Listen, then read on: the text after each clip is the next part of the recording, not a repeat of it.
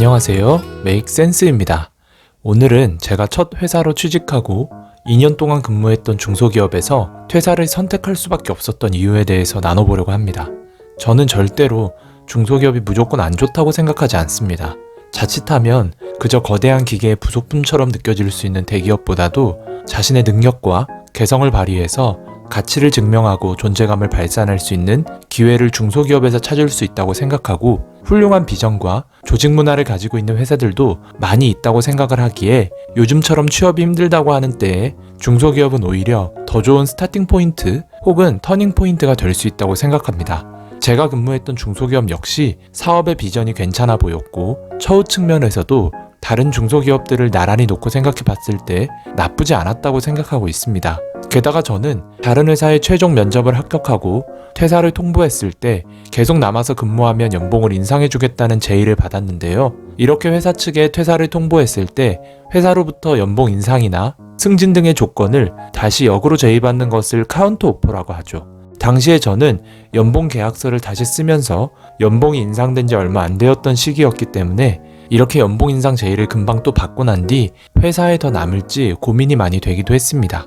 그런데 이렇게 중소기업에서 근무하는 것을 긍정적으로 바라보고 있었고 카운터 오퍼도 받았던 저는 왜 결국 퇴사를 결심하게 되었을까요? 실제 중소기업에서 근무했던 청년, 더 구체적으로 좁혀보면 개발자가 어떤 고민을 하게 되었고 결국 왜 퇴사를 하게 되었는지 새로운 관점에서 한 번쯤 더 생각해 볼 수 있는 자리가 되었으면 하는 바람으로 이번 영상을 준비해 보았습니다.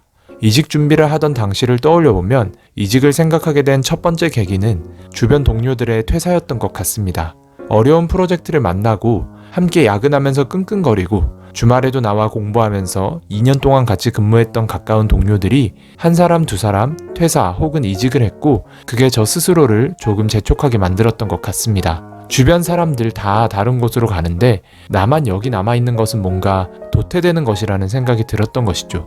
2년차, 3년차 때 이직을 많이 할 수 있다는데 이렇게 더 시간이 흐르면 당시 근무했던 회사에 완전히 발이 묶여서 나중에는 정말 필요할 때에도 이직을 하지 못하는 처지가 될지도 모르겠다는 생각이 들어 이직 준비를 시작했던 것 같습니다. 냉정하게 당시의 상황을 객관적으로 놓고 보면 그렇게 나쁜 상황이 아니었음에도 사람 심리라는 것이 정말 자신의 주변 상황을 객관화시키지 못하게 하는 것 같더라고요. 그리고 또 한 가지 이직 준비를 하게 되었던 이유는 당시 결혼을 하면서 더 이상 SI 회사에 다니는 것은 어렵다는 생각이 들었기 때문입니다.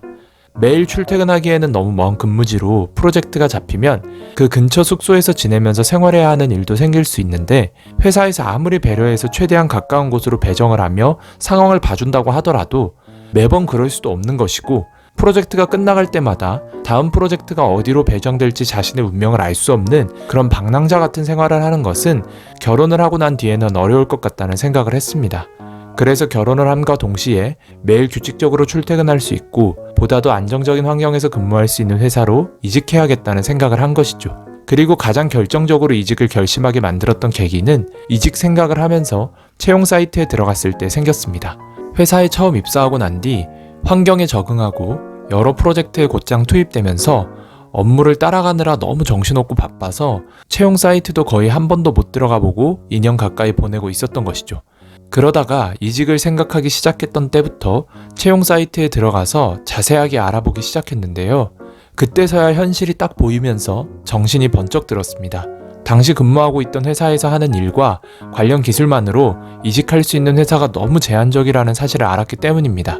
비슷한 기술을 다루는 포지션의 채용 공고를 찾아 들어가 봐도 당시 근무하던 회사와 큰 차이가 없는 SI 회사의 채용 공고인 경우가 대부분이었습니다. 당시 업무에 잘 적응해 가고 있고 이렇게 성실하게 일하다 보면 업계에서 인정도 받고 적절한 때에 좋은 곳으로 이직할 수 있을 것이라고 생각하고 있었는데 계속 더 근무하면서 연차가 쌓여도 다른 곳에서 크게 인정받지 못하는 경력이 될 수도 있다는 위기의식이 느껴진 것이죠.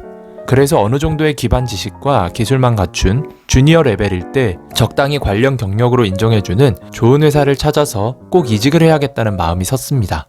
혹시라도 이 영상을 보고 계시는 개발자로 취업을 준비하고 계시는 분들 혹은 주니어 레벨의 개발자분들께 꼭 말씀드리고 싶은 것은 취업을 하고 근무를 하고 계신 중에도 채용 사이트에 자주 들어가서 올라오는 채용 공고들을 읽어보면서 내가 지금 하고 있는 업무와 관련 기술이 전체적인 IT 업계의 분위기와 흐름 가운데 어디쯤 위치해 있는가, 그리고 채용 시장에서는 얼마나 중요하게 여겨지고 있는 것인가, 그런 것들을 꼭 캐치해 두셔야 한다는 것입니다. 저는 그렇게 이직에 대한 마음을 굳히고 여러 회사의 면접을 보면서 정말 좁은 우물에서 열심히 뛰어다니고 있었구나라는 생각이 들었고, 다시 돌아오기도 힘들고 옆길로 빠지기도 힘든 길을 걷고 있었다는 생각에 실은 적잖이 충격도 받았습니다. 그래서 더 고민할 필요 없이 열심히 준비해서 이직을 한 것이죠. 그리고 지금의 회사로 와서 보다 더 넓은 스펙트럼의 기술, 최신 IT 흐름에 따라갈 수 있는 기술을 다루고 배우면서 이런 생각을 합니다. 회사가 돈만 많이 주면 되는 것 아닌가? 정말 그럴까요? 물론 그렇게 생각할 수도 있겠지만 저도 회사를 아주 오랫동안 다닌 것도 아니고 나중에는 또 다른 생각을 하게 되면서 영상을 찍어 여러분과 나누는 날이 올 수도 있겠지만 회사가 돈만 많이 주면 되는 것 아닌가? 지금은 조금 다르게 생각을 합니다. 회사에 속해서 회사가 운영하는 서비스에 참여하든 아니면 오픈소스에 기여를 하든 혹은 나만의 서비스를 개발해서 운영을 하든 개발자라는 정체성을 가지고 있다면 결국 많은 사람들이 인정하는 서비스의 그 프로젝트 내가 참여했던 거야, 그거 내가 개발한 거야, 이런 것이 정말로 개발자가 자부심을 가지게 하는 것이고 성취감을 느끼게 해서 계속 개발자로서의 커리어를 쌓아가고 앞으로 나아가게 하는 요소로 작용하는 것이라고 생각을 합니다. 그래서 언젠가 그렇게 말할 수 있는 날이 올 수 있도록 정말 좋은 기술을 배울 수 있는 곳, 좋은 가이드라인 안에서 실력을 쌓을 수 있는 곳, 그런 곳이 좋은 회사라고 생각합니다.